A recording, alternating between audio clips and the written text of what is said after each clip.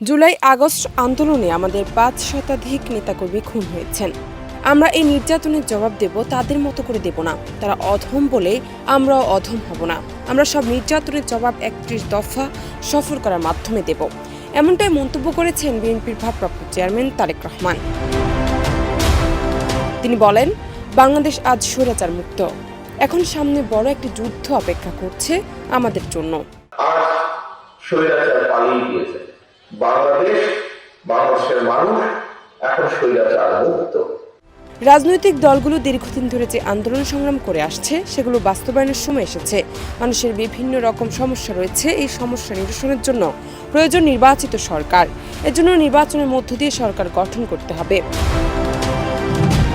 ৩০ December বিকেলে নীলফামারী সদর উপজেলার দুবাছড়ি দাখিল মাদ্রাসা মাঠে সুধী সমাবেশে ভার্চুয়ালি যুক্ত থেকে প্রধান অতিথির বক্তব্যে তিনি এসব কথা বলেন। তারেক রহমান বলেন, সাম্যের বাংলাদেশ গড়তে বিএনপি ৩১ দফা ঘোষণা করেছে। এই ৩১ দফার মাধ্যমে আমরা বলেছি যে আমরা কিভাবে বিভিন্ন পর্যায়ে বিভিন্ন শ্রেণী পেশার মানুষের পাশে আমরা দাঁড়াতে চাই। সামনের দিনগুলো হচ্ছে দিন গড়ার। এই দেশকে গড়তে হলে দল মত নির্বিশেষে ঐক্যবদ্ধ হতে হবে। বিএনপির ভারপ্রাপ্ত চেয়ারম্যান বলেন, দেশের জন্য আমরা দল থেকে কি করব, দলীয়ভাবে কি পদক্ষেপ নিতে পারি, এসব আমাদের পরিকল্পনার মধ্যে আছে। পরবর্তী নির্বাচনের আগে জনগণকে দেখাতে হবে আপনি কি করতে পেরেছেন।